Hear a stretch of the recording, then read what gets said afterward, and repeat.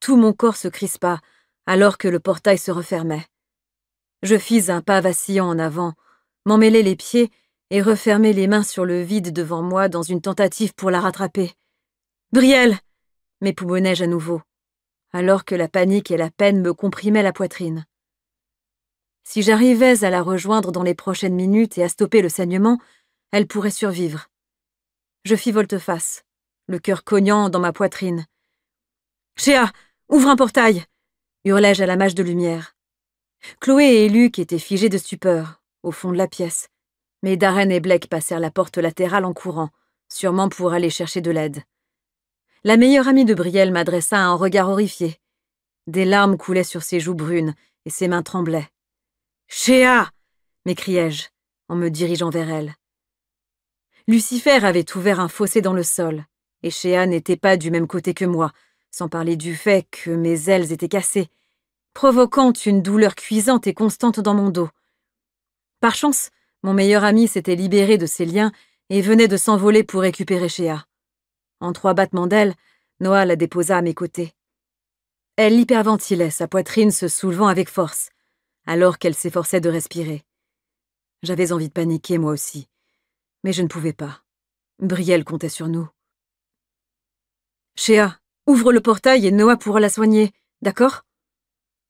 J'essayais de conserver un ton calme, mais ma voix tremblait. Au corps pantelante, Shéa redressa les épaules. « D'accord. » Elle avait toujours été douée pour son âge.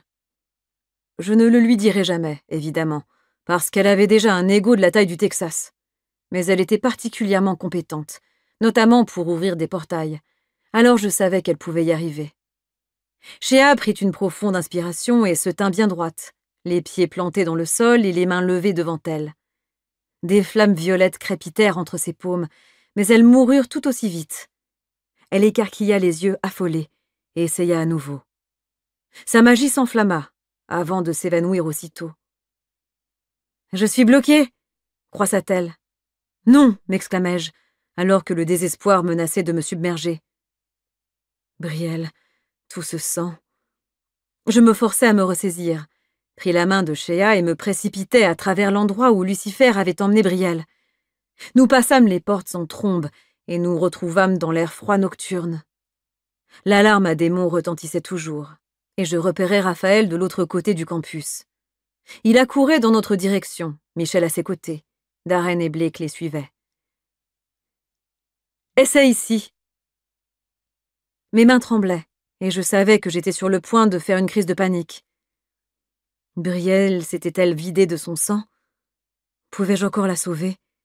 L'avait-il entaillée profondément? Pourquoi l'avait-il blessée? Combien de minutes avaient passé? Des centaines de questions défilaient dans ma tête à une vitesse vertigineuse. Je craignais d'être sur le point de perdre l'esprit. L'état de choc de Shéa semblait s'être un peu apaisé. Elle arborait l'expression de détermination farouche qui m'était familière, les lèvres retroussées en un rictus féroce et les mains levées. Sa magie s'embrasa vivement, avant de disparaître à nouveau. « Putain !» rugit-elle. « Que s'est-il passé ?» demanda Raphaël. Il étudia nos visages, puis il lut probablement dans nos esprits parce qu'il s'affaissa soudain contre Michel. « Brielle !» murmura l'archange. Il avait l'air malade de stupeur. Je pouvais à peine le regarder en face. « Emmène-moi à Demon City !» grogna Shéa en se jetant dans mes bras.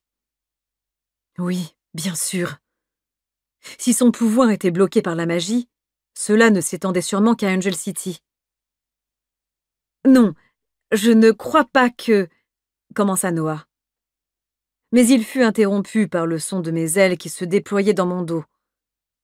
Une douleur brûlante fusa dans mes omoplates et de la sueur perla à mon front. J'avais oublié que mes ailes étaient cassées. Elles venaient tout juste de guérir et elles étaient très fragiles. Rien à faire.